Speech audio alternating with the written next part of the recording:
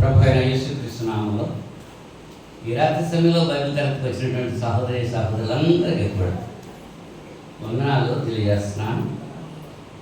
అలాగే ఆన్లైన్లోనూ వాట్సాప్లోనూ దేవుని యొక్క వాక్యం వీక్షిస్తున్న ప్రతి సహోదరికి కూడా చింతపల్లిలో ఉన్నటువంటి క్రీస్తు తరపుగా హృదయపూర్వకమైన వందనాలు తెలియజేస్తున్నామండి.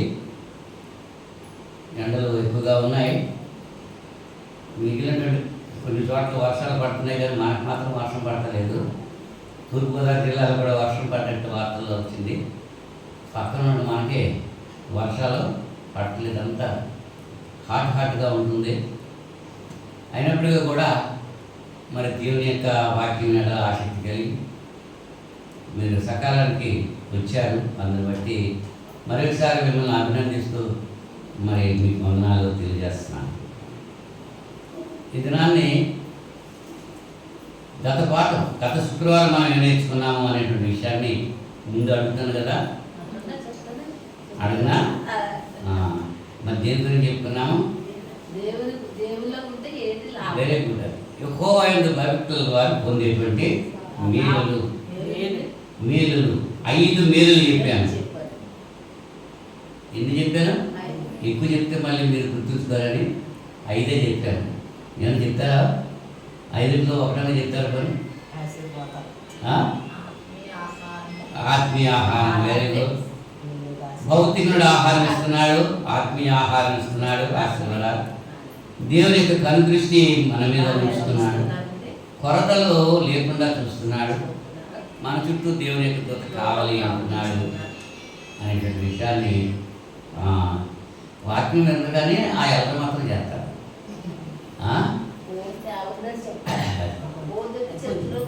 సరే.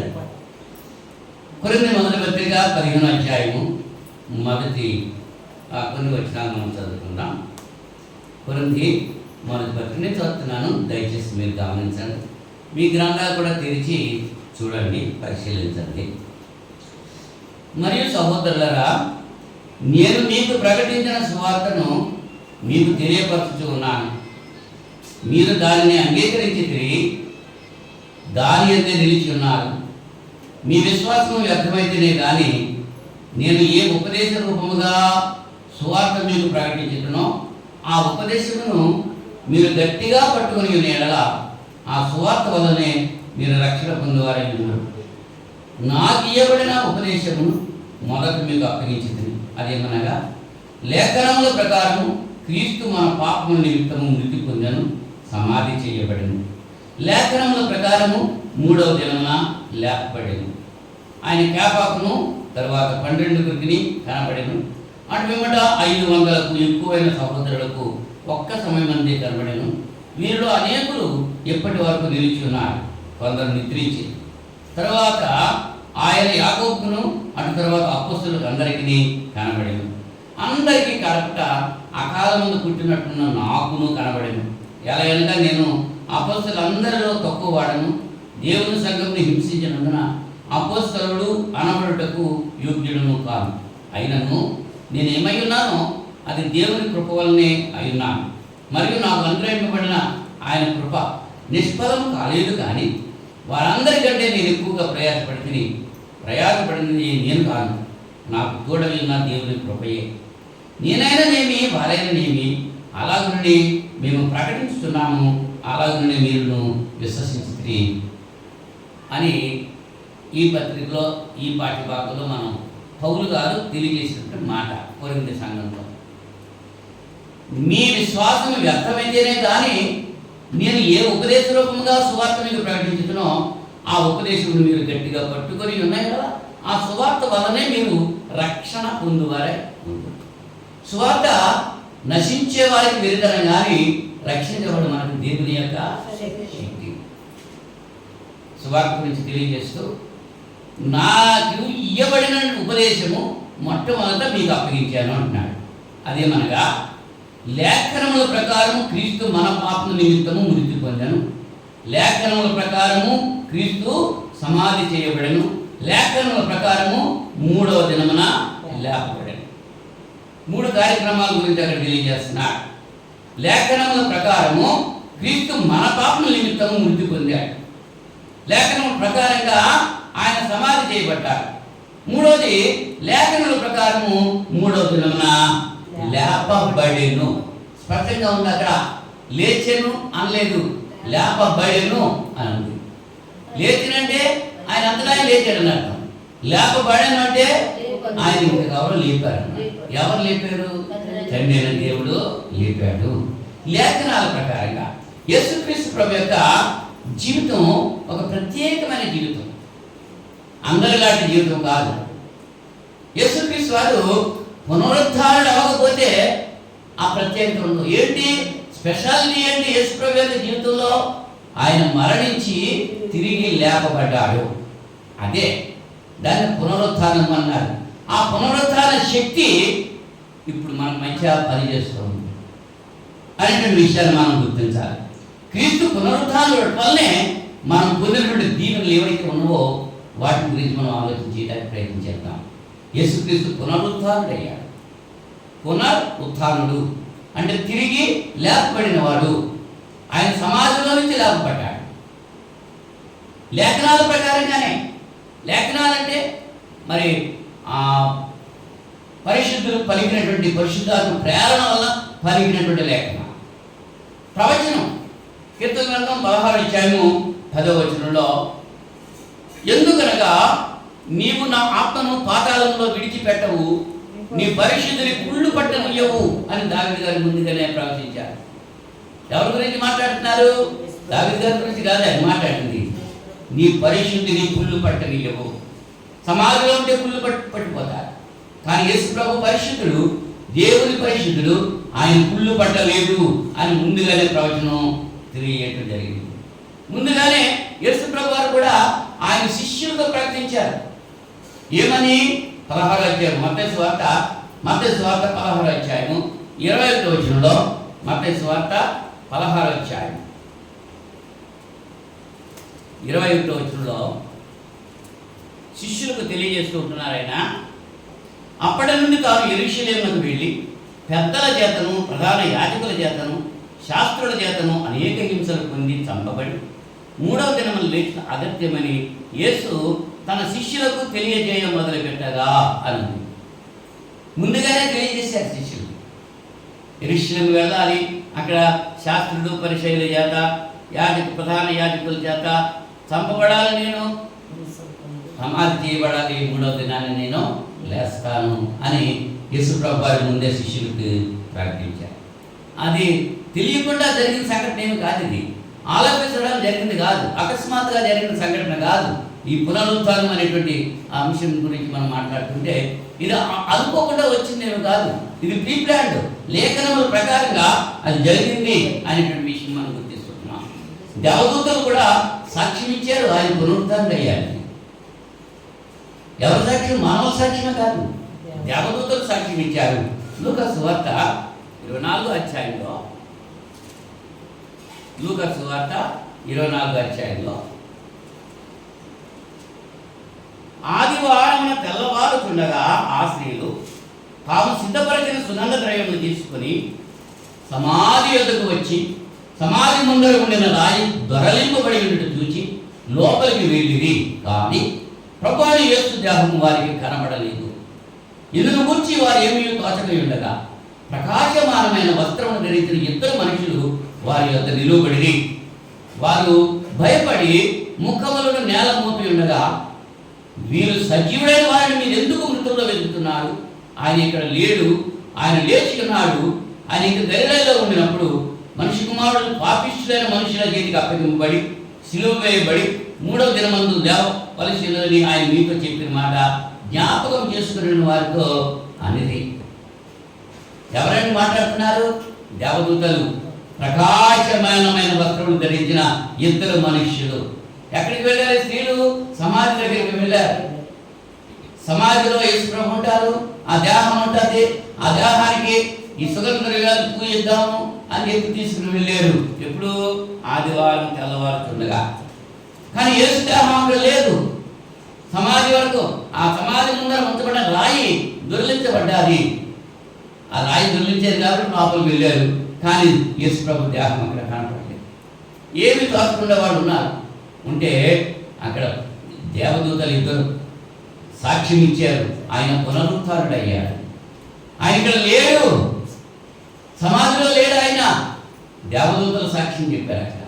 కానీ ఇవాళ క్రైస్తవులను పిలవడుతూ ఆయన యేసు వచ్చేటప్పటికి సమాధుల దగ్గరికి వెళ్ళిపోతూ ఉంటారు, అలంకరించేస్తూ ఉంటారు, కొవ్వొత్తులు ఎట్టేస్తారు, దీపాలు ఎట్టేస్తారు, పూజలు చేసేస్తారు. ఓ మరి అప్పుడే చెప్పాడు ఆయన సమాధిలో లేడు. ఏమంటున్నాడు? ఆయన ఇక్కడ లేడు, ఆయన లేచి ఉన్నాడు. ఆయన ఇంకా గలిలయలో ఉన్నప్పుడు మనిషి కుమారుడు పాపిష్ఠులని మనుషుల చేతికి అప్పగింపబడి సిలువ వేయబడి 3వ దినమందు లేవవలసినదని ఆయన మీతో చెప్పిన మాట జ్ఞాపకం చేసుకున్నారు. మర్చిపోయారు మాట. వాళ్ళు మర్చిపోయి మనం సమాధి దగ్గరికి వెళ్ళారు. వాళ్ళు జ్ఞాపకం చేసి సమాధి దగ్గరికి వెళ్ళరు, మర్చిపోయారు. కాబట్టి అంతే జ్ఞాపకం చేసుకోమని చెప్పి అంటున్నాడు. అప్పుడు వారు ఆయన మాట జ్ఞాపకం చేసుకుని సమాధి వద్ద నుండి తిరిగి వెళ్ళి ఈ సంగతులన్నీ 11 శిష్యులకు తక్కిన వారందరికీ తెలియజేసి, ఈ సంగతులు అపొస్తలులో చెప్పిన వారు ఎవరనగా మగ్దలేనే మరియు, యోహానయు, యాకోబు తల్లి మరియు, వారిలో కూడా ఉన్న ఇతర స్త్రీలు. అంత స్త్రీలే, పురుషులు ఎవరు లేరట, స్త్రీలే వెళ్ళారు అక్కడ. మరి వాళ్ళు సమాధి దగ్గరికి ఎవరు వెళ్తున్నారు? ఒక్క స్త్రీ వెళ్తాం, అందరూ పురుషులు వెళ్తారు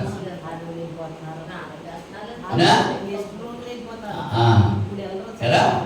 ఈ సంగతులు అపొస్తలులో చెప్పిన అయితే వారి మాటలు వీరి దృష్టికి వెర్రి మాటలుగా కనపడింది కనుక వీరు వారి మాటలు నమ్మలేదు.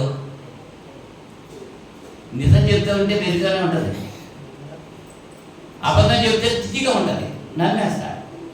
దేవుడు నిజం చెప్పాడు, నమ్మేడా వీడు? ఆదామలో దేవుడు నిజం చెప్పాడా అబద్ధం చెప్పాడా? నిజం చెప్పాడు. ఒరే తింటే మీరు చస్తారన్నాడు, నిజమే కాదా? సాతాను అబద్ధం చెప్పింది, మీరు తింటే బ్రతుకుతారు, దేవుడి కంటే గొప్పలు అయిపోతారు అని నమ్మేశాడు. ఇవాళ సత్యం చెప్తుంటే వినరో, అసత్యం చెప్తుంటే లోపడతారు, వెంటనే లోపడిపోతారు. అలాగే జరుగుతుంది, అవునా? అంటే యేసు ప్రభు వారు మృతుల్లో నుంచి పునరుద్ధారణ అయ్యారనేటువంటి విషయాన్ని ప్రవచనాలు తెలియజేస్తున్నాయి.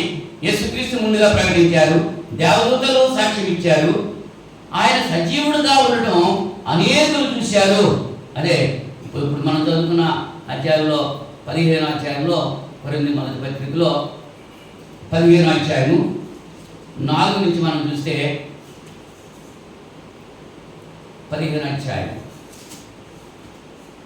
4వ వచనం నుంచి అదే చెప్తున్నాను ఇక్కడ. లేఖనముల ప్రకారం 3వ దినమున లేపబడిను, ఆయన కేపాకును తరువాత 12 కనబడెను. మొట్టమొదటి ఎవరు కనపడ్డాడట? కేపాకే కనపడ్డాడు ఆయన. కేప అంటే ఎవరో? పేతురికి కనపడ్డారండి. ఎప్పుడు పునరుద్ధారుడైన తర్వాత పేతురికి కనపడ్డారు మొట్టమొదట. పేతురు తర్వాత 12 మందికి కనపడ్డారు. ఆ పమ్మట 500 ఎక్కువైన సహోదరులకి ఒక్క సమయంలో కనపడ్డారు. తర్వాత ఆయన యాకోబుకి, అటు తర్వాత అపోస్తలులకు అందరికీ కనపడ్డారు. మెటుకు 40 రోజులు ఆయన ప్రత్యక్షపరుచుకున్నారు.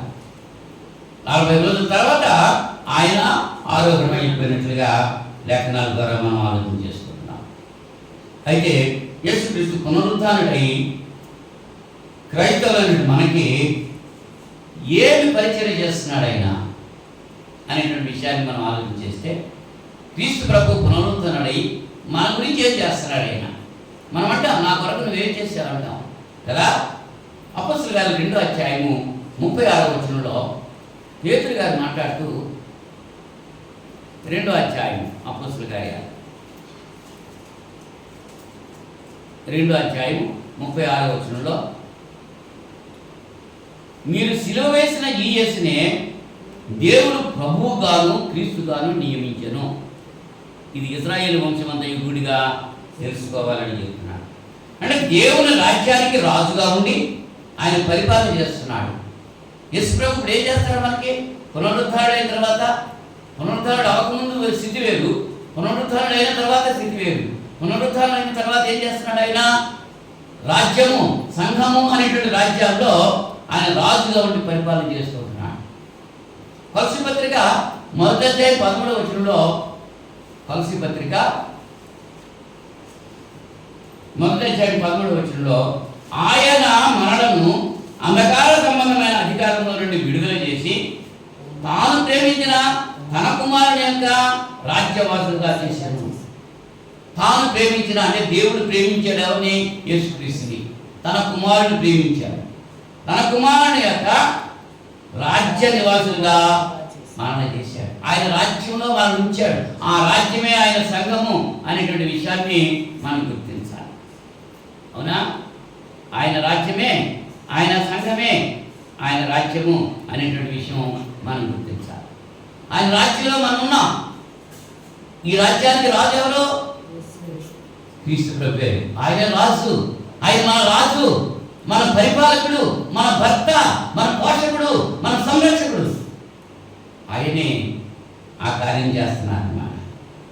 ఒకటి, దేవుని రాజ్యంలో ఆయన రాజుగా ఉండి పరిపాలన చేస్తున్నాడు.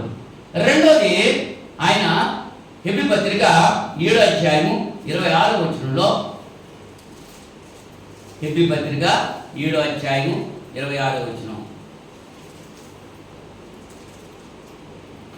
పవిత్రుడును నిర్దోషియు నిష్కల్మషుడును పాపులలో చేరక ప్రత్యేకంగా ఉన్నవాడును ఆకాశ మండలం కంటే మిక్కిలి హెచ్చైన వాడునైన ఇట్టి ప్రధాన యాజకుడు మనకు సరిపోయినవాడు. ఇప్పుడు ఏం చేస్తున్నాడు ఆయన? దేవుని మందిరంలో ఉండి ప్రధాన యాజకుడిగా ఉన్నాడు. ఆయన యాజకులు వేరు, ప్రధాన యాజకులు వేరు.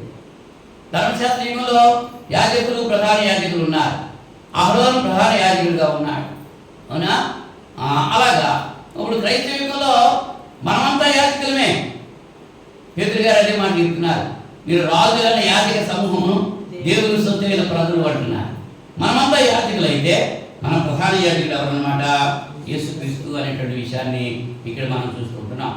4:15 హెబ్రీ పత్రిక 4:15 మన ప్రధాన యాజకుడకు మన బలహీనతల యందు మనతో సహానుభవం లేనివాడు కాడు కానీ సమస్త విషయంలోనూ మన వలనే చొదింపబడినను ఆయన పాపము లేనివాడుగా ఉండెను.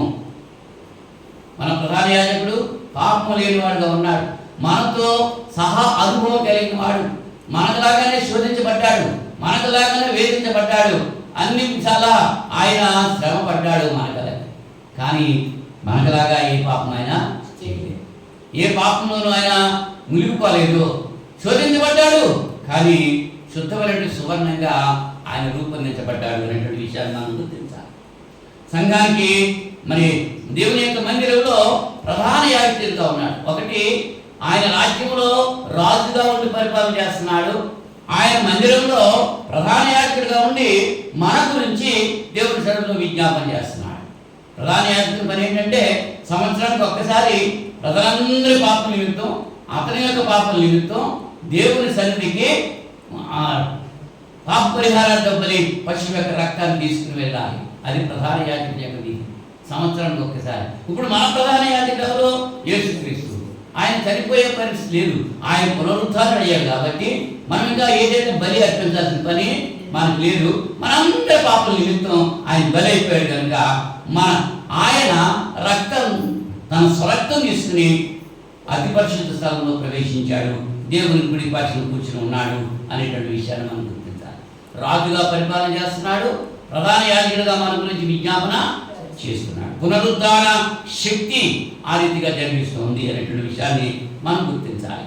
మూడవదిగా చూస్తే ఆయన శిరస్సుగా ఉన్నాడు. ఎవరికి? సంఘానికి శిరస్సుగా ఉన్నాడు. కొలస్సీ పత్రిక 1:18 సంఘము అను శరీరమునకు ఆయనే శిరస్సు.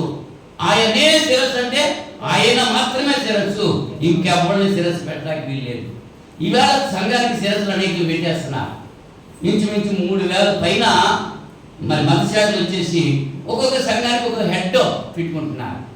కానీ సంఘము అనేటువంటి శరీరానికి ఆయనే శిరస్సు. ఆయన అన్నింటిలో ప్రాముఖ్యం కలిగిన నిమిత్తము ఆయన ఆది అయి ఉండి మృతుల్లో నుండి లేచుడులో ఆది సంభూతుడు ఆయన కనుక మూడో పని ఏం చేస్తున్నాడు? ఆయన సంఘానికి శిరస్సుగా నడిపిస్తున్నాడు. శిరస్సు శరీరాన్ని నడిపిస్తుంది. శరీరము శిరస్సు యొక్క అదుపాటులో నడపాలి. అలాగే శిరస్సు చెప్పినట్టే శరీరం వినాలి తప్ప శరీరం చెప్పినట్టు శిరస్సు వినకూడదు. ఈ శరీరాన్ని కంట్రోల్ చేయడానికి ఈ శిరస్సులో రిమోట్ ఉంది. మనం రిమోట్ ఎట్టు నొక్కేస్తూ ఉంటాం. టీవీ దగ్గర కూర్చుని టీవీ దగ్గరికి వెళ్ళి నొక్కం, మన దూరంగా కూర్చొని రిమోట్తో నొక్కుతాం. ఇప్పుడు ఈ శరీరానికి రిమోట్ ఏదన్నమాట ఈ శిరస్సు. చూడటానికి కళ్ళు ఉన్నాయి, వినడానికి చెవులు ఉన్నాయి, మాట్లాడేకి నోరు ఉంది, ఆలోచన చేయడానికి మెదడు ఉంది. ఇవన్నీ ఎక్కడున్నాయి? మోకాళ్ళు లేదుగా మెదడు. మరి అంటారు కదా ఇప్పుడు మోకాళ్ళు ఉందిరా మెదడు అని. మోకాళ్ళు మెదడు కదా వెళ్తూ మెదడు అక్కడ ఉండి సిరిబెల్లం, మెదడులో పెద్ద మెదడు చిన్న మెదడు రెండు, చిన్న మెదడు సిరిబెల్లం అంటారు ఇంగ్లీష్లో. అక్కడి నుంచి నాడులు ఉంటాయి, ముచ్చుకుంటూ ఉంచేసారా ఈ నాడులు, ఆ నాడుల ద్వారా మనం వార్తలు పంపిస్తూ ఉంటారన్నమాట. చిన్న మెదడు కంట్రోల్ చేస్తున్నాడు ఆయన, రిమోట్ అక్కడ ఉందన్నమాట. మరి సంఘానికి శిరస్సు ఎవరు? క్రీస్తే. కానీ సంఘం ఎవరి మాట వినాలి? ఎవరు చెప్పినట్టు వినాలి? ఎవరు చేసినట్టు చేయాలి? క్రీస్తు చేసినట్టు, క్రీస్తు మాట వినాలి, క్రీస్తుకు విలువబడి ఉండాలి. ఎవరి పేరు పెట్టుకోవాలి? క్రీస్తు పేరే పెట్టుకోవాలి. ఇంకొకరి పేరు పెట్టుకుంటే గొప్పదు. నా భార్యకి నా పేరే ఉండాలి. ఇంకొకరు పేరు పెడితే ఊరుకుంటానా నేను? నా భార్య అనుకోవచ్చు, మీకే కాపురం చేస్తాను, మీకే భోజనం పెడతాను, మీకే సంసారం చేస్తాను, కానీ మా బావగారు ఉన్నాడు ఆ పేరు మాత్రం నేను ఇట్టుకుంటాను అని అంటే ఊరుకుంటారా? ఊరుకోను. మరి క్రీస్తు ఎలా ఊరుకుంటాడు? ఆయన రక్తమించుకుంటే ఆయన పేరు పెట్టడం అనేసి ఇంకా ఎవరో పేరు పెట్టేస్తుంటే ఈయన ఎలా ఊరుకుంటాడు? అదే చూసారా అక్కడ సంఘమునకు, అదే సంఘము అను శరీరమునకు ఆయనే శిరస్సు. ఆయన శిరస్సుగా ఉండి సంఘాన్ని ఏం చేస్తున్నాడు? పోషించి సంరక్షిస్తున్నాడు. నాలుగో చూస్తే ఆయన దేవుని కుటుంబంలో జ్యేష్ఠుడిగా ఉన్నాడు. దేవుని కుటుంబంలో జ్యేష్ఠుడు, ఆయన దేవుని సొంత కుమారుడు, జ్యేష్ఠ కుమారుడు. రోమపత్రిక 8వ అధ్యాయం, రోమపత్రిక 8వ అధ్యాయం 28, 29 వచనాల్లో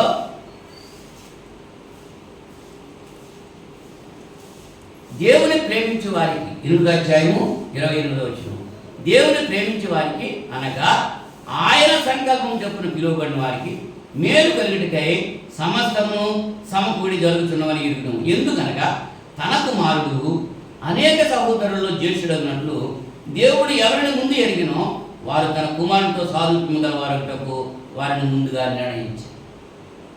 తన కుమారుడు అనేకుల్లో జ్యేష్ఠుడు, అంచేత ఆయన జ్యేష్ఠ కుమారుడు. ఆయన దేవుని యొక్క జ్యేష్ఠ కుమారుడు. ఆయన తర్వాత పిల్లలు మనము ఆ దేవుడికి యేసుక్రీస్తు సొంత కుమారుడైతే మనమేమో దత్తపుత్రులము. మనందరికీ పెద్ద అన్నగారు ఎవరు అంచేత ఏ సన్న స్వరమన్నా నీవు ఎప్పుడన్నా విన్నావా అనే పాట ఇదివరకు మా చిన్నప్పుడు ఇప్పుడు పాడారు, ఇప్పుడు కూడా పాడుకుంటున్నారు. ఏ సన్న స్వరమన్నా, ఏసయ్యా కాదు, అవునా, ఏసన్నా అనాలి. మరి ఏసన్నా అనేటువంటి మాట కూడా బైబిల్లో లేదు, ఏసయ్యా అనేటువంటి మాట కూడా బైబిల్లో ఎక్కడ లేదు. యేసు ప్రభు అనే ఉంది తప్ప, యేసు క్రీస్తునే ఉంది తప్ప యేసు అన్న కానీ ఏసయ్య కానీ ఆ పదం అన్నది పరిశుద్ధ గ్రంథంలో రాయబడలేదు. కానీ మనుషులు ఉచ్చరిస్తున్నారు, అలాగా మనుషులు చెప్తున్నట్టుగా వింటూ ఉన్నారు. ఆ దేవుని కుటుంబంలో దేవుడు తండ్రి, యేసుక్రీస్తు పెద్ద అన్న, మనమంతా కూడా ఆయన యొక్క సహోదరి సహోదరులము. మరి పెద్దలు ఏం చేస్తారు కుటుంబంలో? పరిపాలన. తండ్రి గారు లేని సమయంలో తండ్రి గారికి బదులుగా పెద్దన్న గారు పెద్ద పాలేరు అంటారు. ఇంతవరకు పాలేరు వ్యవస్థ నుండి పెద్ద పాలేరు పెట్టుకున్నారు, మీరు ఈ చిన్న పాలేరులు ఉన్నారు. ఈ చిన్న పాలేరులు అంతా కూడా పెద్ద పాలేరు మాట వినాలి, యజమాని అని చెప్పడం అన్నింటి కూడా. ఇప్పుడు యోసేపును కూడా ఫరో సింహాసనం దగ్గర ఉంచాడు. ఫరో అధికారం ఏమీ లేదు, ఇంకా ఫరో అధికారం యోసేపుకి ఇచ్చాడు. ఎవరు వచ్చినట్టుగా ఎవరు అడుగుతారు? యోసేపుని అడిగారు. అలాగే ఇప్పుడు మంత్రులు కూడా పర్సనల్ సెక్రటరీస్ పెట్టుకుంటూ ఉంటారు, పర్సనల్ సెక్రటరీస్. వాళ్ళు అడుగుతారు అనమాట. అంతేగాని మంత్రి గారి దగ్గర డైరెక్ట్గా మనం వెళ్ళడం. అలాగనే దేవుని యొక్క కుటుంబంలో యేసుక్రీస్తు పెద్ద అన్నగా ఆయన పరిపాలన చేస్తున్నాడు. మనం 4 విషయాలు మనం చెప్పాం. యేసుక్రీస్తు పునరుద్ధరణై క్రైస్తవ లోకానికి చేసేటువంటి పరిచర్యలు ఏమిటంటే ఒకటి దేవుని రాజ్యంలో రాజుగా ఉండి పరిపాలన చేస్తున్నాడు. దేవుని యొక్క మందిరంలో ప్రధాన యాజకుడిగా ఉండి మనందరి కొరకు దేవుని సన్నిధిలో విజ్ఞాపన చేస్తున్నాడు. మూడవది సంఘానికి శిరస్సుగా ఉండి సంఘాన్ని నడిపిస్తున్నాడు. నాలుగవదిగా దేవుని యొక్క కుటుంబంలో పెద్ద అన్నగా ఉండి ఈ కుటుంబం అంతటిని కూడా ఎవరికి ఏది ఇవ్వాలో, ఎవరు ఏ పని చేయాలో పురమాయించడం, చేయించడం అంతా కూడా ఎవరు చేస్తున్నారు అనమాట? యేసు ప్రభు చేస్తున్నారు. యేసు ప్రభు వారు పునరుద్ధారుడైనందువల్ల మనం పొందేటువంటి దీవెనలు ఏమిటి అనేటువంటి విషయం మనం ఆలోచించడానికి ప్రయత్నం చేద్దాం. ఆయన పునరుద్ధారుడు అయ్యాడు కాబట్టే మనం రక్షించబడ్డాం.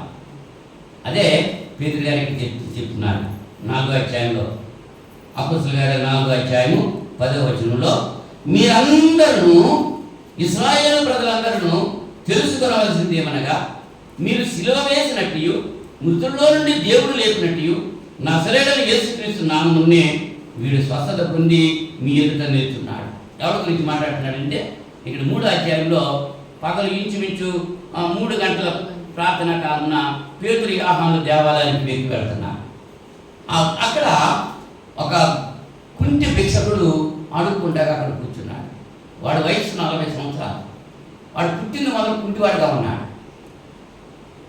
ఈ పేతురు యోహాను దేవాలయానికి వెళ్తుంటే ఆ త్రావలో కూర్చున్నాడు. ఎందుకు కూర్చున్నాడు? ఇవాళ గుళ్ళకి వెళ్తుంటే గుళ్ళు మెట్ల మీద కూర్చుంటా ఉంటారు. ఎవరా? ఎందుకు కూర్చున్నారా? భిక్షపడంటే అవునా? ఆ గుడి దగ్గర ఉంటారు కానీ గుళ్ళో ఎవరు లోపలికి వెళ్తారా? లోపలికి వెళ్తారు. ఈ కుంటాడు కూడా పుట్టినప్పటి నుంచి కుంటాడుగా ఉన్నాడు. వాడిని ఎవరో తీసుకొచ్చి అక్కడ పెడుతున్నారు. ఆ దేవాలయానికి వెళ్ళేవాళ్ళు వచ్చేవాడు వాడికి భిక్ష వేస్తున్నాడు. ఈ పేతురు యోహాను అలా వెళ్ళారు. యేసు ప్రభు పునరుద్ధారుడైన తర్వాత వాళ్ళు ఏం చేశారు? దేవాలయానికి వెళ్తుంటే వాడు చూస్తున్నాడు, తేరు చూస్తున్నాడు. వాళ్ళ వైపు తేరు చూస్తుందే పేతురు గారు అనుకున్నాడు. వీడు తేరు చూస్తున్నాడు, మీరు ఏదో చేసేద్దామని అనుకుంటున్నాడు, ఆశతో చూస్తున్నాడు అని అనుకుని ఏమన్నాడంటే, వెండి బంగారాలు మా దగ్గర లేవు అబ్బాయి, మాకు ఏదైతే ఉందో అదే నీకు ఇస్తాను అని చెప్పి నజరేయుడైన యేసుక్రీస్తు నామములో నువ్వు లేచి నడువు అన్నాడంటే, నడువు అనేటప్పటికి ఆడు దిగ్గున లేచి ఆడు గంతులు వేసుకుంటూ లోపలికి వెళ్ళిపోయాడు. అవునా? ఇక్కడ వాడు మీరు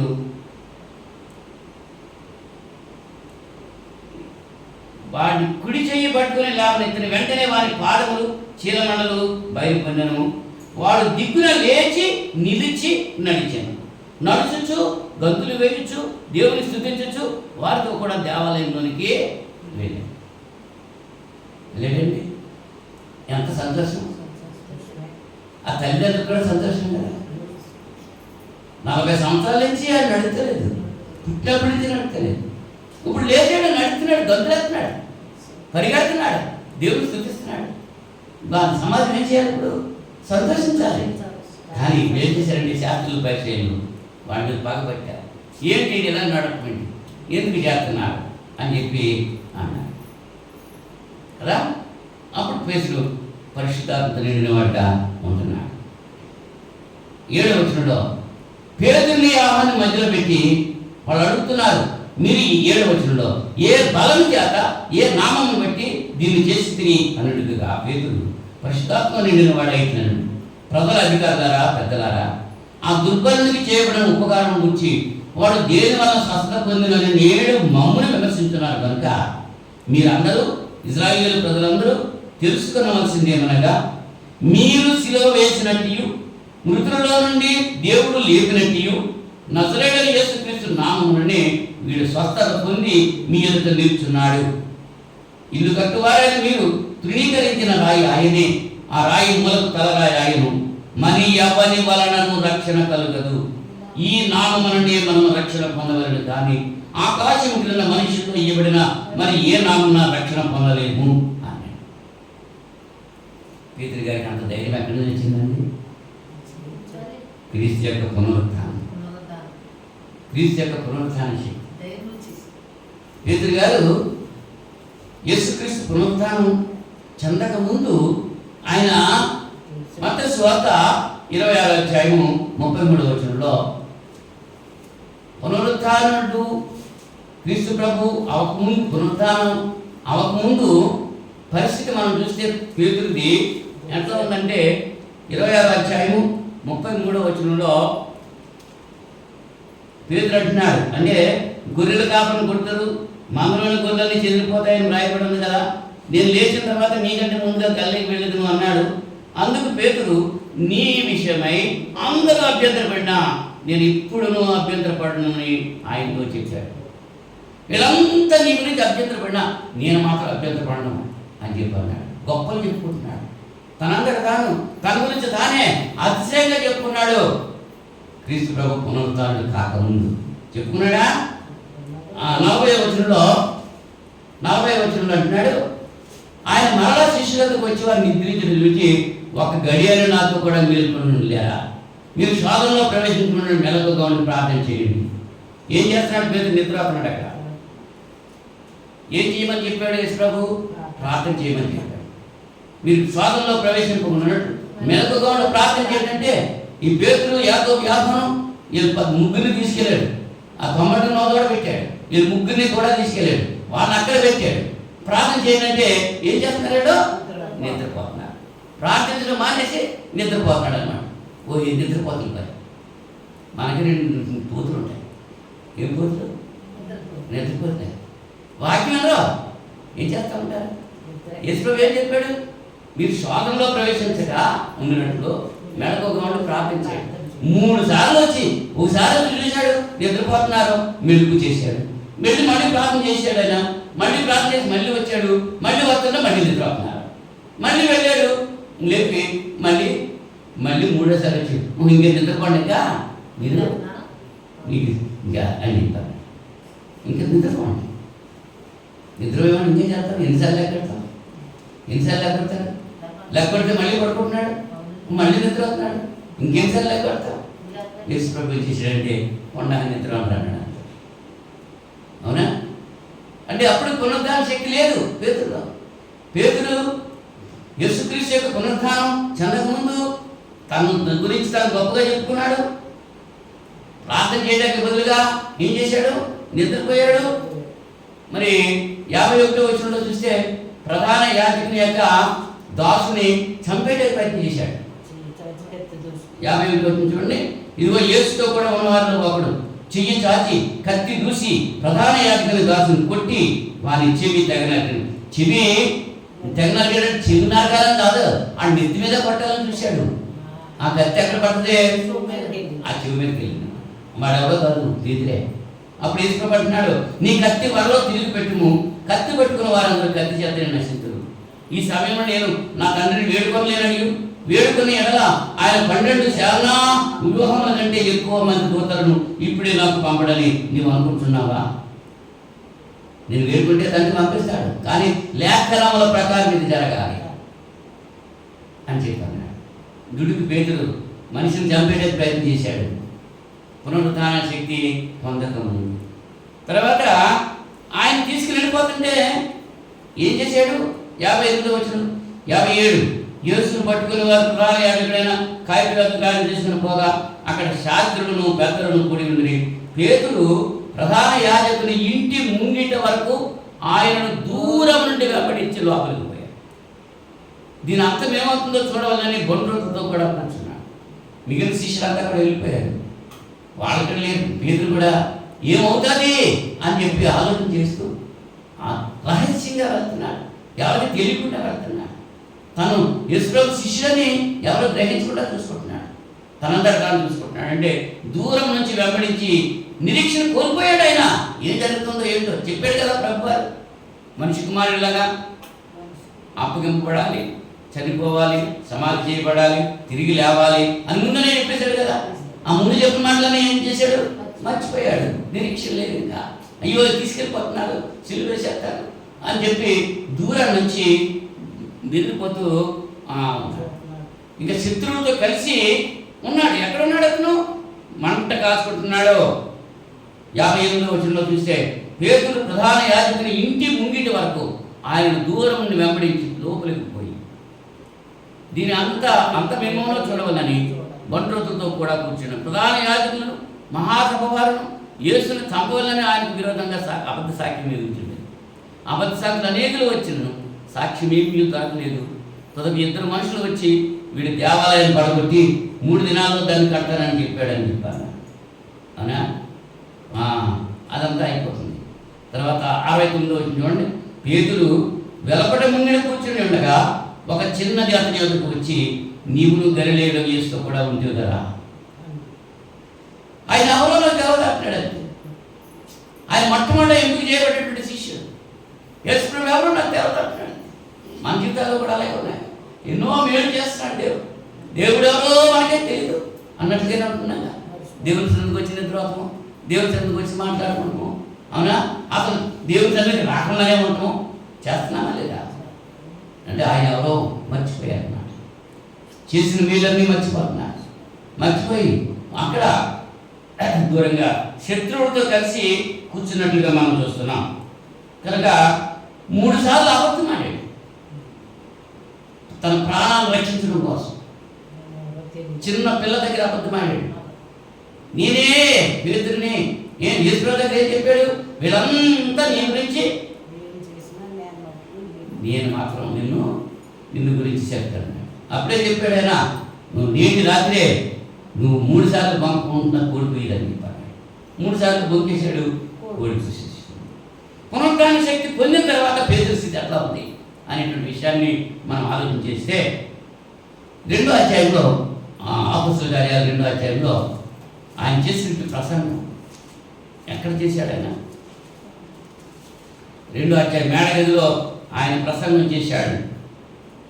22వ వచనం నుంచి 36వ వచనం వరకు కూడా పేతురు చేసినటువంటి ప్రసంగం అక్కడ మనకు ఉంటుంది. ఇశ్రాయేలు వాళ్ళ ఈ మాట వినండి.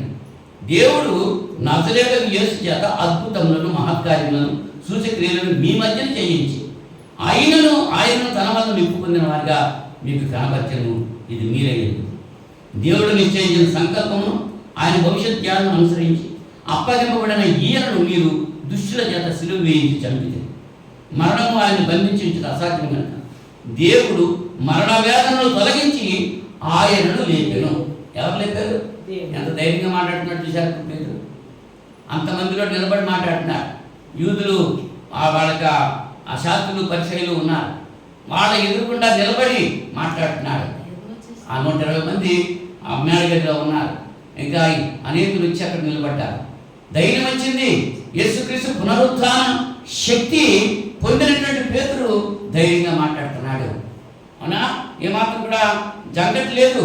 ఇక్కడ ఈ 4వ అధ్యాయంలో మనం చూస్తే ఈ పుట్టుకతోటే కుంటివాడైనటువంటి వ్యక్తిని బాగు చేసిన సందర్భంలో కూడా ఈ 4వ అధ్యాయంలో 18వ వచనంలో మాట్లాడుతున్నారు. చూడండి, ఆయన 18వ వచనంలో అప్పుడు వారిని పిలిపించి, అంటే ఎదురుగుండా సాక్ష్యం కనపడుతుంది. ఎవరి గురించి చెప్తున్నారు? యేసు ప్రభు గురించి చెప్తున్నారు. ఆ పేతురు గారు ఏమన్నారు? దేవుడు మృతుల్లో నుంచి లేపినటువంటి ఆ క్రీస్తు ద్వారానే ఈ కార్యం జరిగిందని చెప్పి అంటున్నాడు. అంటే యేసుక్రీస్తును హత్య చేసినటువంటి నేరం వీళ్ళ మీద మోపేస్తున్నాడు. అంచేత వీళ్ళకి భయం వేసింది. ఈ మనుషులు ఇంకా యేసుక్రీస్తు నామంలో వీళ్ళు చెప్పకుండా వాళ్ళ సభలోకి తీసుకెళ్ళి అక్కడ ఆలోచన చేస్తున్నారు. ఏం చేద్దాం ఈ మనుషుల్ని అనుకున్నారు. మరి స్వస్థత పొందిన వ్యక్తి ఎదురుకుండా ఉన్నాడు. మరి ప్రజలంతా ఏం చేస్తారు? వాళ్ళని గర్దిస్తే వాళ్ళు ఏమైనా పుట్టినా ప్రజలు ఊరుకుంటారా? ఊరుకోరు. అంటే ప్రజలకి జరిసి ఏం చేశారంటే వాళ్ళు అనుకుంటున్నారు, ఈ మనుషులను 16వ వచనంలో ఈ మనుషులను మనం ఏం చేయడము, వారి చేత ప్రసిద్ధమైన సూచక్రియ చేయబడి ఉన్నదని యెరూషలేములో కాపురం వారికి అందరికీ స్పష్టమే. అది జరగలేదని చెప్పలేము. అయినా ఇది ప్రజల్లో ఎక్కువ వ్యాపించుకుంటాయి. ఇక మీదట ఈ నామం బట్టి ఏ మనుషులతోనైనా మాట్లాడకూడదని మనం వారిని బెదర పెట్టాలని చెప్పుకోవాలి. వాళ్ళు బెదిరిద్దామని చెప్పి అనుకున్న ఈ సమజెంట్రన్ సభ వచ్చి ఈ పేతురుతోటి పేతురు యాకోబు వ్యాపారంతో మాట్లాడుతున్నారు. 18వ వచనంలో మీరు యేసు నామం బట్టి ఎంత మాత్రం మాట్లాడకూడదు, బోధింపకూడదని వారికి ఆజ్ఞాపించింది. అందుకు పేతురును యోహాను వారిని చూచి, దేవుని మాట వినడం కంటే మీ మాట వినడం దేవుని దృష్టికి న్యాయమా? మీరే చెప్పండి. మేము కన్న వాటిని విన్న వాటిని చెప్పగా ఉండలేము అని వారికి ఉత్తరం ఇచ్చింది. ఎంత ధైర్యం వచ్చింది? దీనికి కారణం ఏంటి? యేసుక్రీస్తు యొక్క పునరుత్థాన శక్తి. అంతకుముందేమో అబద్ధమన్నాడు, చిన్న పిల్ల దగ్గర అబద్ధమన్నాడు. యేసుప్రభు ఎవరో నాకు తెలియదు అన్నాడు. నేను వాళ్ళతో ఉన్నవాడిని కాదు అన్నాడు. అవునా, దూరాల నుంచి వెళ్ళాడు. కానీ ఇప్పుడు పునరుద్ధాన శక్తి అతనిలో ప్రవేశించిన తర్వాత అతడు ఏం చేస్తున్నాడు అనమాట, పేతురు యోహానులు ధైర్యం కలిగి ఉన్నారు. 13వ వచనంలో వారు పేతురు యోహానుల ధైర్యం చూసినప్పుడు వారు విద్య లేని పాములను గ్రహించి ఆశ్చర్యపడి వారు యేసుతో కూడా ఉండిన వారిని గుర్తెరిగి స్వస్థత పొందిన ఆ మనుషుడు వారితో కూడా నిలిచి ఉండట చూచి ఏమీ ఎదురు చెప్పలేకపోయి. ఎదురుకుండా కార్యం జరిగితే ఇంకెక్కడ చెప్తారు శాస్త్రులు పరిచయాలు? అవునా, ధైర్యం పడ్డారు, ధైర్యంగా నిలబడ్డారు, ధైర్యంగా చెప్తున్నారు. మరి ఆ ధైర్యము ఈ దినాల్లో మనకుందా? క్రీస్తుని గురించి బోధించేటువంటి ధైర్యం మనకుందా? యేసు ప్రభువే నిజమైన రక్షకుడు, మరి ఏ నామమున రక్షణ లేదు, ఈ నామమునే రక్షణ అని చెప్పేటువంటి ధైర్యం మనం కలిగి ఉన్నామా? బంగారి ఉన్నామా? కనుక పునరుత్థాన శక్తి యూదా గారికి అదే అంటున్నారు. యూదా పత్రికలో 3వ వచనంలో పరిశుద్ధులకు ఒక్కసారి అప్పగింపబడిన బోధ నిమిత్తం మీరు పోరాడాలి అని రాసుకుంటారు. పోరాటం ఉందా? సర్దుకుపోవటమేనా? ఎవరైతే చెప్తే అది వినేయటం, ఎవరైతే చెప్తే అది చేసేయటం, అంతేనా? గల్తీలు అలాగే చేశారు. అంచేది గల్తీ సంఘంతో పౌలు గారు చెప్పారు. మరి ఆ గల్తీ పత్రిక పాఠాలు మనం నేర్చుకుంటున్నాం, తిరిగి చేస్తున్నాను, ఫార్వర్డ్ చేస్తున్నాను గల్తీ పత్రిక గురించి. మరి చదివితే అర్థమవుతుంది, వింటే అర్థమవుతుంది. గల్తీలు కూడా ఏం చేశారంటే క్రీస్తు బోధను విడిచి ముందుకు సాగారు.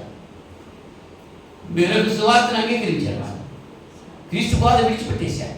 ఇంచేత ఎవరో వచ్చారు యోధా నుంచి, వాళ్ళు ధర్మశాస్త్ర పనులన్నీ చేయాలి, మీరు సున్నతి పొందాలి, సున్నతి పొందితేనే కానీ ఈ పండుగలు చేయాలి, ఇవన్నీ చేస్తేనే కానీ మీరు క్రైస్తవులు కాదు అని చెప్పి వాళ్ళని చెప్తున్నారు. చెప్తారు నిజమే అనుకుని నమ్మేశారు. మీ పండుగలు అమావాస్య దినాలు మీరు ఏర్పాటు చేస్తున్నారు, ఇవి దేవుడికి ఇష్టమైన కాదని చెప్పి మళ్ళా ఆ గల్తీ సంఘాన్ని మళ్ళీ క్రీస్తులోకి నడిపించడానికి పౌరులకి చాలా కష్టమైపోయింది. ఒకసారి వెలిగింపబడ్డ తర్వాత అది మళ్ళీ ఆరిపోతే దాన్ని వెలిగించడానికి చాలా కష్టం. గుడిగట్టేసి ఉంటాయి దీపాలు. ఇదివరకు కృష్ణా దీపాలు అంటే కదా, అది ఆ ఒత్తు గుడిగట్టేసింది, అది వెలిగింది కాదు. దాని చివరికి నడిపితే అప్పుడు మళ్ళీ కుడిగట్టి ఉన్నదన్నమాట. అండి ఇవాళ విశ్వాసం కూడా కుడిగట్టిన విశ్వాసం ఉన్నా వెలగట్లేదు. ఒకసారి వెలిగారు కానీ ఇప్పుడు ఆరిపోయారు. ఆరిపోయారా లేదా? ఆరిపోయిన దీవితులు వెలగాలి అన్నారు, అందరూ ఆత్మతో నిండాలి. అవునా, ఆరిపోయిన దీవితులు వెలగాలి, అందరూ కూడా ఆత్మతో నిద్రవాలి కదా. నింటకు వచ్చావా, నిద్రలోకి వచ్చావా? దేవుని యొక్క మాట వినాలి, ఆసక్తి కలిగి ఉంటే వింటారు. అదే టీవీ చూస్తూ ఉంటే నిద్రతావా? టీవీ చూస్తూ నిద్రతావా? నేతో తెలిసిందని నిద్రతావా కూర్చుని? మరి దేవుని మాట్లాడే నొప్పేంటి? ఎందుకు వస్తుంది నిద్ర? అవిశ్వాసం మనోనేత్రానికి యుగ సంబంధం దేవత గుడ్డితనం కలుగు చేసి దేవుడి మాట వినలేదో, లోక మాట మాత్రం వింటే నిద్రే పట్టదు. అసలు తెల్లవాళ్ళు చెప్పినా వెంటనే కూర్చుంటారు. అబ్బబ్బా దేవుని మాటలు చెప్తే మాత్రం అంటే ఈ మధ్య మత్తు మంది ఎవరు మానేశారంట. నీకు నిద్ర నీకు నిద్ర రాకపోతే బైబిల్ చదువుకోవాలన్నారంట. బైబిల్ చదువుతుంటే ఏమవుతుంది? నిద్ర వచ్చారు. మత్తు మంది కంటే బాగా పనిచేస్తుందంట. ఎవరికి వస్తుంది? అవిశ్వాసం వస్తుంది. ఆసక్తి కలిగిన వాళ్ళు ఏ చదివితే ఇంకా ఏముంది, ఇంకా ఏముంది, ఇంకా ఏముంది అని చెప్తే ఆతృత వస్తుంది చదవటానికి. నిద్ర ఎవరికి వస్తుంది? అవిశ్వాసం వస్తుంది. అవునా, మనం అవిశ్వాసమా విశ్వాసమా ఆలోచన చేయాలి. పేతురు అలాగే డబ్బాలు కొట్టాడు పునరుద్ధాన శక్తి లేకుండా. పునరుద్ధాన శక్తి పొందిన తర్వాత ధైర్యంగా మాట్లాడుతున్నాడు.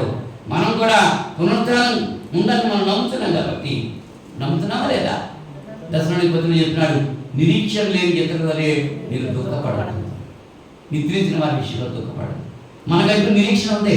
యేసు ప్రభు తిరిగి లేపబడ్డారు, ఆయన త్వరగా వస్తున్నాడు. క్రీస్తునందు మృతి చెందిన మృతుల్ని ఆయన లేపుతారు. అందరినీ లేపరు. లాజరు చనిపోయినప్పుడు చాలామంది సమాధిలో పెట్టారు, మరి లాజరు ఒక్కడే లేపాడు. ఆయన మిగిలిన లేపారా? ఆ సమాధిలో అందుకుని ఎంతమంది పెట్టారో, ఎంతమంది ఉన్నారో ఆ సమాధిలో వాళ్ళంతా లేచారా? లేచి రమ్మంటే అందరూ లేచి ఇచ్చేస్తారేమని లాజరు తిరిగిరా లేచిరా లాజర్నే పిలిచాడు. ఈ రాత్రి సమయంలో నిన్ను పిలుస్తున్నాడు, పేరు పెట్టి పిలుస్తున్నాడు. అవునా? లేచి రమ్మంటున్నాడు, నిన్ను పేరు పెట్టి పిలుస్తున్నాడు. నువ్వు లేచి వస్తావా? ఆ పునరుత్థాన శక్తి నువ్వు పొందుతున్నావా? మనం కూడా పునరుత్థానం ఉన్నది. మరణం అనేటువంటి భయము లేకుండా ఉండాలి.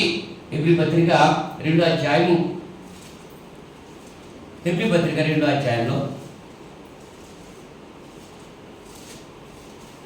2వ అధ్యాయం 14-15 వచనాల్లో, కాబట్టి ఆ పిల్లలు రక్తమాంసములు గలవారైనందున ఆ ప్రకారమే మరణం యొక్క బలము గలవారిని, అనగా అపవాదిని మరణము ద్వారా నశింపజేయుటకు జీవితకాలమందు మరణ భయం చేత దాస్యమునకు లోబడిన వారిని విడిపించుటకు ఆయన కూడా రక్తమాంసంలో పాలువాడాయి. ఎలాగనగా ఆయన ఎంత మాత్రము దేవదూతల స్వభావమును ధరించుకొనక అబ్రహాము సంతాన స్వభావమును ధరించుకుని ఉన్నాడు.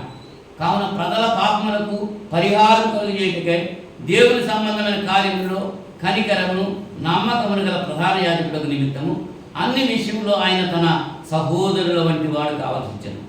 తాను శోధింపబడి శ్రమ పొందిన కనుక శోధింపబడి వారికి సహాయం చేయగలవాడై ఉన్నాడు. శోధించాడు, ఆయన శోధించబడ్డాడు, శోధన సహించుకున్నాడు, శోధన జయించాడు కనుక ఆయన మనల్ని కూడా జయిస్తాడు. ఆయన క్రీస్తు యేసునందున్న వానికి ఏ శిక్ష విధి కూడా లేదు అనేటువంటి విషయాన్ని, క్రీస్తునందున్న వానికి ఏ శిక్ష విధి లేదు నిరీక్షణ ఆధారం మనకి కలగజేశాడు. యోహాను సువార్త, ఈ సైతాన్ని వదిలిపెట్టలేదు. యోహాను సువార్త 14వ అధ్యాయము, యోహాను సువార్త 14వ అధ్యాయం మొదటి 3 వచనాల్లో మనం చూస్తే, మీ హృదయమును కలవరపడనీయకుడి, దేవుని యందు విశ్వాసం ఉంచుతున్నారు, నా యందు విశ్వాసం ఉంచుడి. నా తండ్రి యందు అనేక నివాసములు కలవు, లేని ఎడల మీతో చెప్పుదును. మీకు స్థలము సిద్ధపరచ వెళుతున్నాను. నేను వెళ్ళి మీకు స్థలము సిద్ధపరచిన ఎడల నేనుండు స్థలంలో మీరును ఉండులాగున మరలా వచ్చి నా యొద్ద ఉండుటకు మిమ్మల్ని తీసుకుని పోదును. నేను వెళుతున్న స్థలంలో మార్గం మీకు తెలియను అని చెప్పాను. ఆయన దగ్గరికి వెళ్ళాలంటే మార్గం ఏది? యేసు ప్రభు చెప్పాడు, నేనే మార్గము, నేనే సత్యము, నేనే జీవము. ఆయనే మార్గం. ఆయన దగ్గరికి వెళ్తే మనం దేవుడి దగ్గరికి వెళ్తాం. మరి క్రైస్తవులుగా మనం చేయాల్సింది ఏంటి? యేసుక్రీస్తు యొక్క పునరుద్ధానాన్ని మనం ప్రకటించాలి. స్త్రీలు ప్రకటించారండి. లూకా సువార్త 24వ అధ్యాయంలో, లూకా సువార్త 24వ అధ్యాయం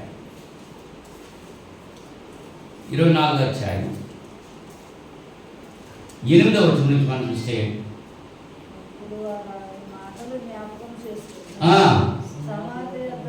ఆ సమాధి దగ్గర ఏమంటున్నారు? 3వ దినం ముందు లేవవలసి ఉన్నదా అని మీతో చెప్పిన మాట జ్ఞాపకం చేసుకుని అన్నప్పుడు, అప్పుడు వారు ఆయన మాట జ్ఞాపకం చేసుకుని సమాధి యొద్దకు తిరిగి వెళ్ళి ఈ సంగతులని 11 శిష్యులకు తక్కిన వారందరికీ తెలియజేశారు. ఈ సంగతులు అపొస్తలులతో చెప్పిన వారు ఎవరు? అనంత స్త్రీలు ఇచ్చారు. మరి స్త్రీలు చెప్తున్నారా?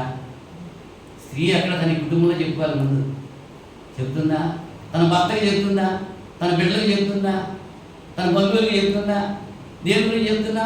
పిల్లలు డాక్టర్ ఇస్తారంట, మాఫీ అయిపోతున్నాయి, ఆ రుణాలు మాఫీ ఈ చెప్తున్నారు కానీ దేవుని మాటలు చెప్తున్నారా? శుక్రవారం బైబిల్ తరగతి మీరు రాలేదే, మేము వెళ్ళాము, ఆ తరగతిలో ఇది నేర్చుకున్నాం, ఇది మీరు వినండి అని నాన్నగా చెప్తున్నారా? అంతే వచ్చారంటారు, లాభం లేదు, ఆ సంగతి మాకెందుకు అనేటువంటి మనస్తత్వంలో ఉంటున్నారు లేదా? వచ్చేటప్పుడు ఏం చేయాలి? మీరు ప్రార్థనకి వెళ్తున్నాం, బైబిల్ తరగతికి వెళ్తున్నాం, 2 నెలలు తీసుకురావాలి. ఎంతమంది తీసుకొస్తున్నారు? అవునా? రమ్మని పిలుస్తున్నావా? ప్రకటించావా? క్రీస్తు గురించి చెప్పావా? ఇక్కడ చూడు ఎంతమంది స్త్రీలు వెళ్ళి వాళ్ళ కన్నవి విన్నవి అన్నీ కూడా ఎవరు చెప్పారు? శిష్యులకు చెప్పారు. శిష్యులు వెళ్ళి లోకానికి ప్రకటించారు. అపొస్తలులు ప్రకటించారు. అపొస్తలులు అంటే స్త్రీలు డైరెక్ట్గా వెళ్ళి లోకాన్ని ప్రకటించలేదు. స్త్రీలు అపొస్తలులకు చెప్తే అపొస్తలుల్ని ప్రకటించారు. అదే 4వ అధ్యాయం, అపొస్తలుల కార్యాలు 4వ అధ్యాయంలో 33వ వచనంలో, 4వ అధ్యాయం 33వ వచనంలో ఇదిగాక అపోస్తలులు బహుబలముగా ప్రభువైన యేసు పునరుత్థానం గురించి సాక్ష్యం ఇచ్చారు. దేని గురించి సాక్ష్యం ఇచ్చారు? యేసుక్రీస్తు పునరుత్థానం గురించి. అంతేగాని నా రోగం పోయింది, నేను ఇల్లు కట్టుకున్నాను, నేను పెళ్లి చేసుకున్నాను, ఈ సాక్ష్యాలుగా చెప్పలేదు వాళ్ళు. యేసుక్రీస్తు పునరుత్థానం అయ్యాడు, దేవుడు మృతుల్లోంచి ఆయన లేపాడు అని సాక్ష్యం ఇచ్చారు. ఆ సాక్ష్యము భూములో అయినా ఇంట్లో అయినా కలిగిన వారందరూ వాటిని అమ్మిన మాట వీళ్ళు తెచ్చి అపోస్తలుల పాదాల దగ్గర పెట్టి, చేతితో లేదండి, పాదాల దగ్గర పెట్టారు. పాదాల దగ్గర ఏమంటారు? ఏంటి? కళ్ళు కట్టుకుంటారు కదా, డబ్బుల్ని కిందకి పోయి అనుకో, దొరికినాయి అనుకో, ఏం చేస్తారు? అబ్బా రెండు కళ్ళు కట్టేసుకుంటారు కదా. కానీ ఎప్పుడు పెట్టారు? ఇలా పాదాల దగ్గర పెట్టారు. డబ్బులు అట్టుకొచ్చి పాదాల దగ్గర పెట్టారు. అపోస్తలుల పాదాల దగ్గర పెడితే వాళ్ళు ఏం చేశారు? వారి ప్రతి వారికి వారి అక్కర వాళ్ళని మంచి పెట్టింది కనుక వారిలో ఎవరికి వదులేకపోయారు. ఎవరికి ఇచ్చారు? ఈ అపోస్తలుల పాదాల దగ్గర పెడితే వీళ్ళు తీసుకెళ్ళి జేబులో పెట్టేసుకోలేదు, మూట కట్టేసుకోలేదు. ఆ సంఘంలో ఎవరు అవసరంగా ఉన్నారో ఆ అవసరమైనకి ఈ డబ్బు పట్టుకెళ్ళి వాళ్ళకి ఇచ్చారు. మరి నేటి దినాల్లో ఏం జరుగుతున్నది? పూజేసి ఇంకా సార్లకి పట్టాడు కదా. మరి అపోస్తలులు ఏం చేశారు? అందరికీ పంచిపెట్టారు. పంచారా? ఇవాళ బ్రతుకుతున్నారా? పునరుద్ధానం పొందడానికి మనం ఏం చేయాలి? సిద్ధపడి ఉండాలి. నా మట్టుకైతే బ్రతుకు క్రీస్తే, చావు అయితే లాభము అనేటువంటి ఆలోచన మనం కలిగి ఉండాలి. పౌలు గారు అలాగే అన్నాడు, నా మట్టుకైతే బ్రతుకు క్రీస్తే, చావు అయితే లాభము. లాభం అనుకుంటున్నారు. మనమైతే ఏమంటున్నాం? మనకైతే బ్రతుకుడు లాభమే, చావైతే లాభం అంటున్నామా? చావైతే లాభం అంటున్నాం. మనం అంటున్నాం చచ్చిపోతాం, మంచిది కాదు మనకి, ఇంకా బతకాలి అనుకుంటున్నాం. కానీ క్రీస్తులో ఉండి చనిపోతే మనం ఆయనతో పాటు లేపడతాం. అంచేత ఋతం ఏమన్నదో తెలుసా? నయోమితోటి అత్తగారు విగ్రహారాధకురాలు, ఒక విగ్రహారాధన పూజారి యొక్క కూతురు ఆమె ఋతు. విగ్రహారాధన చేసే యాజకుని యొక్క కూతురు విగ్రహారాధకురాలు. ఏమంటుందో తెలుసా? అత్తగారు, నీ జన్మే నా జన్మ, నువ్వెక్కడ ఉంటావు నేను అక్కడ ఉంటాను, నువ్వెక్కడ చనిపోతావు నేను అక్కడ చనిపోతా, నిన్ను అక్కడ బాధపడతారో నన్ను కూడా అక్కడే బాధపడాలి. ఏం చేయాలంటే ఆమెకు నిరీక్షణ, ఆమె క్రీస్తు కూడా లేపబడతాది అనేటువంటి ఆలోచన. అంచేత ఆమె ఎక్కడ లేపబడదు, నేను కూడా అక్కడ లేపబడాలి అని ఋతు అత్తగారితో మాట చేసింది. ఋతు యొక్క తీర్మానం మరి కాళ్ళు తీసుకుంటున్నావా? అటువంటి తీర్మానం అపోస్తలుల కార్యాలు 1వ అధ్యాయము 3వ వచనంలో, 1వ అధ్యాయము 3వ వచనంలో, ఆయన శ్రమ పడిన తరువాత 40 దినముల వరకు వారికి అగబడుచు దేవుని రాజ్య విషయం గురించి బోధించుచు అనేక ప్రమాణములను చూపి వారికి తన్ను తాను సజీవునిగా కనపరుచుకున్నాడు. యేసు ప్రభు గారు కనపరుచుకున్నారు. క్రీస్తు లేపబడ్డారు, క్రైస్తవానికి మూలాధారం. క్రీస్తు తిరిగి లేచాడు ఆయన. కనుక మనం ఎలా ఉన్నాము, మన జీవితాలు ఎట్లా ఉన్నాయి అనేటువంటి విషయాన్ని మనం ఆలోచన చేసుకోవాలి. మొదటి పత్రిక గురించి 15వ అధ్యాయం ఆఖరి వచనంలో, కాగా నా ప్రియ సహోదరులారా, మీ ప్రయాసము ప్రభువునందు వ్యర్థం కాదని ఎరిగి ఎలా ఉండాలి? మీరు స్థిరులను కదలని వారిను ప్రభువు కార్యాభివృద్ధి యందు ఎప్పటికీ ఆసక్తులయ్యుండుడి. దేవుడి పని చేయడానికి ఆసక్తి కలిగి ఉండాలని చెప్పాడున్నాడు. ఎలా ఉండాలి? మన పని అంతా ఎలా చేసుకుంటున్నామో దేవుడి పని అలా చేయాలి అనే ఆసక్తి కలిగి ఉండాలి. మీ ప్రయాసం ప్రభువునందు వ్యర్థం కాదు, స్థిరులుగా ఉండాలి, మీరు కదలని వారిగా ఉండాలి. ప్రభు యొక్క కార్యాభివృద్ధి ఎప్పటికీ కూడా ఆసక్తులై ఉండాలి.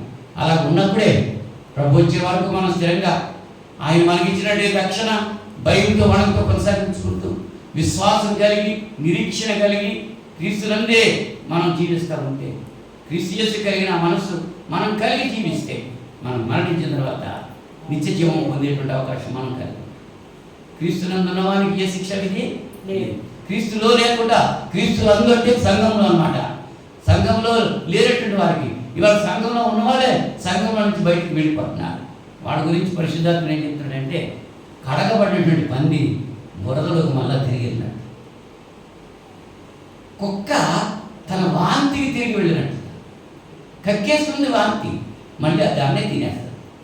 క్రీస్తులోకి రాకముందు, సంఘంలో చేర్చబడకముందు నువ్వు లోక విషయాలు విడిచిపెట్టేశావు, లోకస్తులాగా జీవితం మానేశావు, కొన్ని మత్తు పదార్థాలు విడిచిపెట్టేశావు, ఆ బూతు మాటలు విడిచిపెట్టేశావు, అన్నీ విడిచిపెట్టేసి క్రీస్తులోకి వచ్చావు. ఇప్పుడు క్రీస్తులో ఉన్నావు, మళ్ళీ క్రీస్తులోకి బయటకు వెళ్ళిపోయి వాటన్నిటినీ మళ్ళీ పోగేసుకుని వచ్చేస్తున్నాను.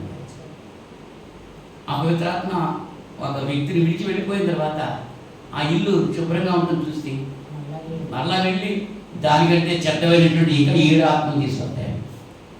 ఎలా ఉంటుందో తెలుసా? అంతేదా? నీతిమంతుడైతే 7 సార్లు పడ్డ లేస్తాడు, నీతి లేని వాడు పడిపోతే ఇప్పుడు పేడమంతా లిగుతుంది పైకి, బంతి అయితే లిగుతాడు. బంతి లోపల గాలి ఉంది, లోపల ఆత్మ, మన పరిశుద్ధాత్మ మనలో ఉంటే మనం ఎన్నిసార్లు పడ్డా తిరిగి లేస్తాం. మరి ఆ పరిశుద్ధాత్మ మనలో లేదనుకో, పేడమంతా అలా గోడ కొట్టేస్తే అలాగే మళ్ళీ తిరిగి లేకదాం. ఎలాగున్నావు? బంతిలాగా ఉన్నావా, పేడమంతలాగా ఉన్నావా? ఆలోచన చేసుకోవాలి, లేపపడాలి. నువ్వు అలా పడిపోయింటే పాతాళానికి వెళ్ళిపోతావు, నిత్యనాశనానికి వెళ్ళిపోతావు. ఇప్పుడైనా వాక్యానికి నువ్వు లోబడి వాక్యం విని వాక్య ప్రకారంగా జీవిస్తే దేవుడు నిన్ను దీవించి ఆశిస్తాడు. దేవాలయం పాపి. ఇప్పుడు పేతురు గారు ఏం చేశాడైనా? పునరుద్ధానం చెందకముందు పిరికివాడిగా ఉన్నాడు, సెల్ఫ్ కొట్టుకున్నాడు, అంతమాత్రం కాదు గొప్పలు చెప్పుకున్నాడు. వీళ్ళంతా విడిచిపెట్టేసినా నేను విడిచిపెట్టినాను ఏం చేశాడు? 3 సార్లు అబద్ధమాడాడు. ఎప్పుడైతే యేసు ప్రభు పునరుద్ధానం అయ్యాడో ఆ శక్తి పొందుకుని మీరు ఏం చేసినా చేసుకోండి, మేము మాత్రం యేసు ప్రకటించడం మానమన్నా అంత ధైర్యం వచ్చేసి. పౌలు శీలలు కూడా మన దేవుని యొక్క సువార్త ప్రకటిస్తూ ఉంటే చెరసాలలో పడేశారు, కొరడాలతో కొట్టేసి చెరసాలలో పడేస్తే బండలు కట్టేశారు, చేతులు సంఖ్యలు వేసేసారు. అర్ధరాత్రి వాళ్ళు పాటలు పాడుతున్నారు, దేవుని స్తుతిస్తున్నారు. పాటలతో దేవుని స్తుతిస్తే దేవుని యొక్క దూత వాళ్ళని ఏం చేస్తుంది? ఆ సంఖ్యలో విడిపోయి పేతురు చెరసాలలో పెడితే ఆ దేవదూత వెళ్ళి ఆ చెరసాల నుంచి పేతురుని విడిపించుకుని బయటకు తీసుకొచ్చిందా? మనం ఆయన పనిలో ఉంటే ఆయన మనల్ని కాపాడతాడు. యెహోవాకు భయభక్తులు గల వారికి ఏ మేలు కూడా ఆయన నామస్మరణ ఉండాలి. మనకి ఆయన పని మనం చేస్తూ ఉండాలి. అట్లాగే మనం జీవించి నిత్యజీవం పొందేటువంటి ఆ యొక్క యోగ్యత మనం అందరూ కూడా కలిగి ఉండాలని ప్రేమతో మీకు తెలియజేస్తూ ఆశతో ప్రార్థిస్తున్నాం. దయామేడ పరిశుద్ధుల మహోన్నతుల మీకు స్తోత్రాలు చెల్లిస్తున్నాను. ఈ రాత్రి సమయంలో ఎత్తబడిన వాక్యం బిడ్డ హృదయాల్లో బయలుపరచుకుంటానికి సహాయం చేయండి. 30 అరుదంతులుగా ఫలించిన ప్రభుత్వం నిన్న ప్రతి బిడ్డను దీవించండి ప్రభు. అబద్ధ బోధలు అనేకం ప్రబలి ఉన్నాయి ఈ లోకంలో. ఏది దేవుని ఆత్మ, ఏది అపవిత్ర ఆత్మ అనేటువంటి విషయాన్ని ఆలోచన చేయడానికి కావాల్సిన వివేచన వాక్యం ఉన్నటువంటి ప్రతి బిడ్డకు మీరు ప్రసాదిస్తారని ప్రార్థన చేసుకుంటున్నాను. నాయనంత పర్యంతము మీరు మాతో మాట్లాడిన ప్రతి మాట మా హృదయాల్లో బయలుపరుచుకుని ఆ రీతిగా మేము జీవిస్తూ మీ నుంచి మేలు పొందు ప్రభుత్వపడాలి. ఇది నా ఆశీర్వాదం మమ్మల్ని నింపండి తండ్రి. గత వారం అంతా కూడా మీరు కాపాడారు. దానికంటే అధికమైన మేళతో రానైనటువంటి వాళ్ళు కాపాడి మీ చిత్తమైతే మరి శుక్రవారం మేమంతా కలిసి మిమ్మల్ని నన్ను స్తుతించి కనపరిచి మీ లేఖనాలు పరిశీలన చేయడానికి సహాయం చేస్తారు. ఈ ప్రార్థన మా రక్షకుడు మేము దిగుమాడని యేసుక్రీస్తు నామములో వేడుకుంటున్నాను పరలోక తండ్రి. ఆమేన్. అందరికీ వందనాలు.